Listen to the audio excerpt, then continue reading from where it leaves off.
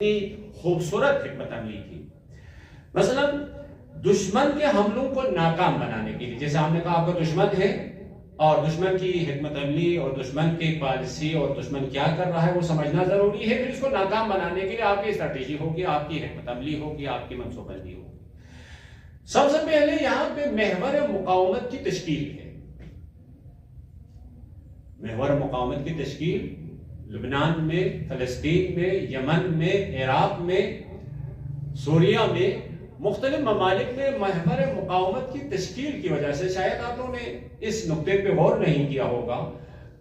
12 روزہ جنگ کے علاوہ ابھی 35 دن بھی گزرنے کے باوجود دشمن اتنی طاقت کے باوجود ایران کی سرزمین کے اندر داخل نہیں ہو سکا. یہ ان کو عراق کے اندر ہی دبا کے رکھا ہے، ان کو خلیجی ممالک کے اندر ہی روک کے رکھا ہے. یعنی جہاں ہے وہاں روک کے رکھا ہے، جہاں ہے وہاں روک کے رکھا ہے. اتنی طاقت کے باوجود، اتنی جارحیت کے باوجود یہ کیسے ہوا ہے؟ یہ کسی محور مقاومت کی تشکیل کی وجہ سے. اگر محور مقاومت کو تشکیل نہ دیتے، ایک اسٹریٹجی، دفاعی اسٹریٹجی کے طور پر اگر تشکیل نہ دیتے، بالآخر دوسرے دن کے بعد زمینی اور حدود کو کراس کر کے اندر آنا تھا. دوسرا نقطہ دفاعی میدان میں خود مختاری ہے. کیونکہ ایران اسلامی کو ایک تجربہ ہے. انقلاب کے بعد جب 8 سال کی جنگ ہوئی تو 8 سال کی جب جنگ شروع ہوئی تو ان کے پاس کانٹدار تاریں بھی نہیں تھی. کانٹدار تاریں بھی تھے، یہ بڑے بڑے اسلحے نہیں، کانٹدار تاریں بھی نہیں تھی اور کانٹدار تاریں باہر سے لانے کی اجازت بھی نہیں تھی. یہ اس ملک کی حالت ہے.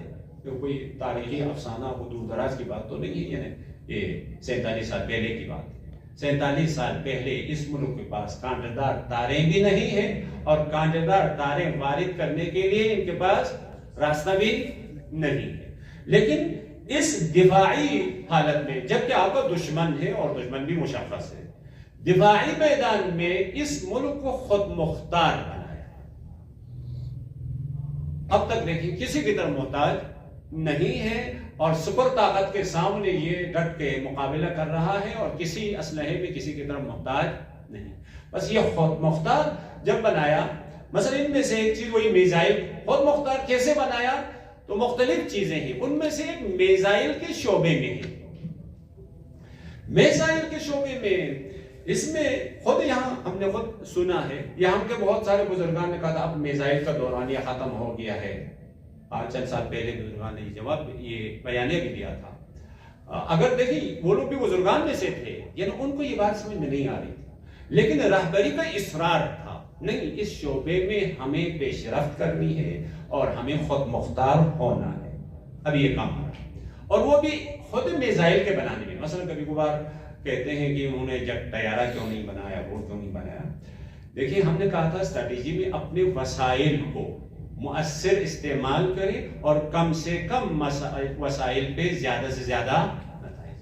آپ پہ 47 سال ہر قسم کی پابندی ہے، آپ کے پاس جو امکانات ہیں، آپ کے پاس جو اقتصادی مسائل ہیں، ان اقتصادی مسائل کے تناظر میں ایک جٹ طیارہ بنانا اور ہزاروں میزائل بنانے میں آپ کو جو خرچہ ہو رہا ہے، کس پہ زیادہ خرچہ کریں؟ ایک جٹ طیارہ بنائے پھر اس کے بعد عراق والے فضا پہ اڑنے نہ دیں تو اس کا کوئی فائدہ نہیں تھا. لہٰذا ان وسائل کو دیکھتے ہوئے، ان عالمی حالات کو دیکھتے ہوئے، کیونکہ اس فضا کو پھر جہاز کو جانا بھی ہے نا ادھر اسرائیل جانے کے لیے، خلیجی ممالک کا ہمارے فضا ہم جانے دیں، آپ کیا کریں؟ کوئی چارہ نہیں، کیونکہ فضا دوسروں کے اختیار میں ہے. آپ کو جہاز جانے کے لیے دوسروں کی فضا کی اجازت کی ضرورت ہے. اگر وہ فضا اجازت نہ دے تو کچھ بھی نہیں. لہذا ان تمام حالات کو دیکھتے ہوئے خود میزائل کے ساخت و ساز میں اس ملک کو دفاعی اعتبار سے خود مختار بنا دیا.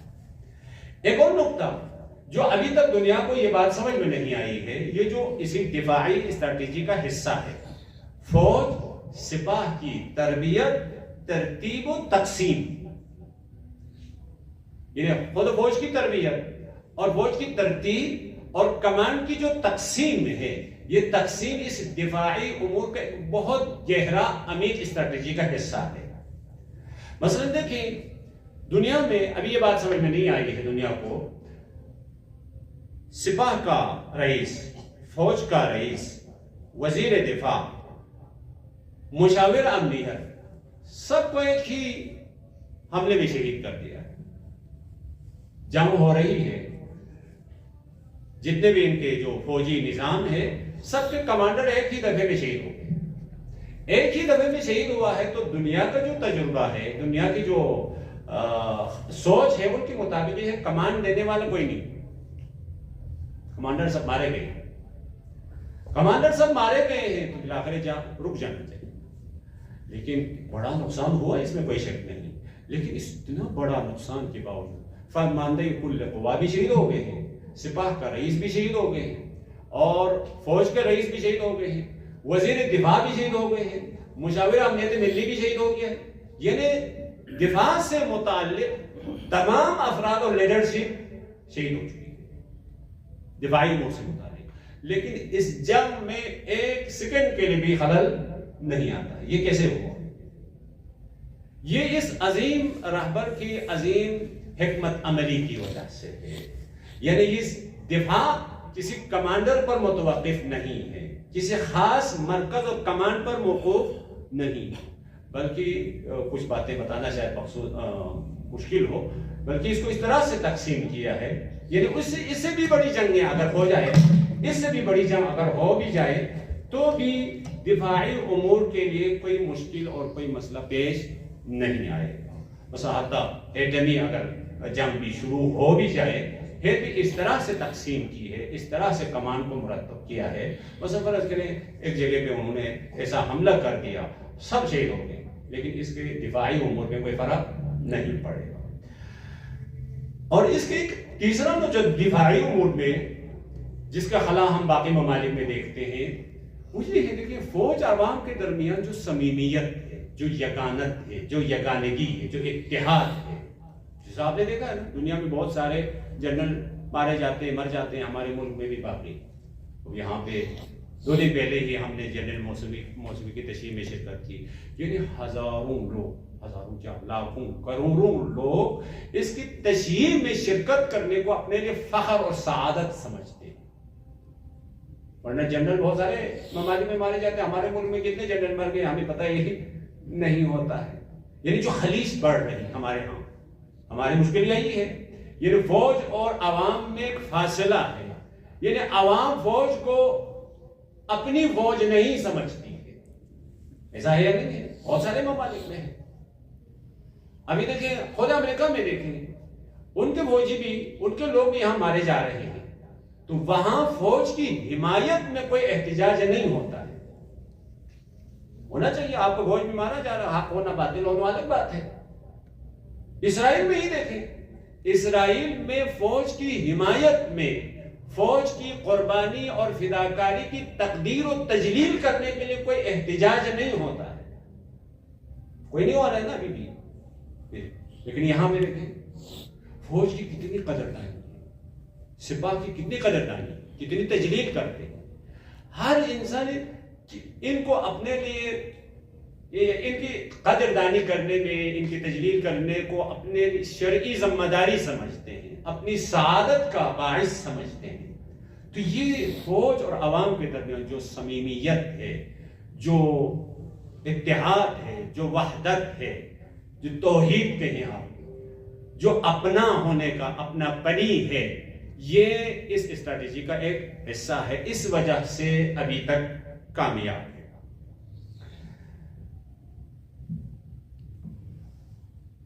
اس دفاعی نظام میں دیکھیں ایٹم بم کی بات کرتے ہیں، البتہ میں کرکٹ میں یہ بتا دوں ایران NPT کا رکن ہے، یعنی وہ ممالک جنہوں نے تعہد دیا ہے کہ ہم منع سلاح ہستہی کشتار جمعی کے ایٹم بم ہم نہیں بنائیں گے، اس کو بنانے نہیں دیں گے، اس کمیٹی کا رکن بھی ہے، اور آژانس بین المللی کی مسلسل نظارت بھی، نگرانی بھی ہے۔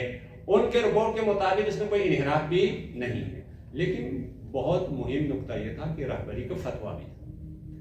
رہبر نے فتویٰ دیا ہم ایٹم بم نہیں بنائیں گے، یہ ہمارے لیے حرام ہے. یہ فتویٰ بھی اسی دفاعی اسٹریٹجی کا ایک حصہ ہے. اس فتویٰ کی وجہ سے بہت سارے ابھی مثلا خود حتیٰ یہاں کے رئیس جمہور نے کہا اگر ہم لوگ سیاسی لوگ کوئی بیان دے دیں تو ٹھیک ہے، آپ لوگ کہتے ہیں یہ سیاسی بیان. ہمارا مذہبی فتویٰ ہے، مذہبی سوچ یہ ہے کہ ہم اس کو نہیں بنائیں گے.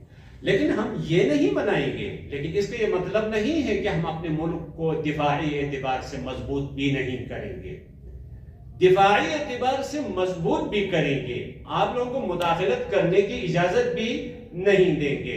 آپ کے دھمکیوں کے سامنے ہم جھکنے والے بھی نہیں ہیں. تو اس طریقے سے دفاعی امور میں اس ملک کو مضبوط و محکم کر دیا. یہ سب کے سب اس امام عالی شان کی اسٹریٹجی کا حصہ ہے.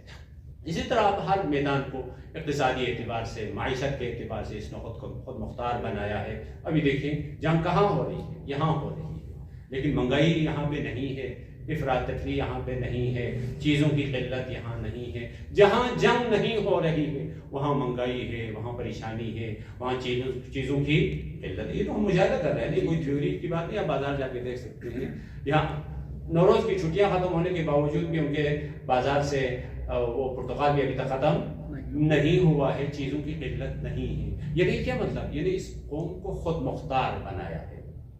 اس خود مختاری کی وجہ سے اور اس کے ابھی استقامت کی وجہ بھی یہی ہے. یعنی جب خود مختار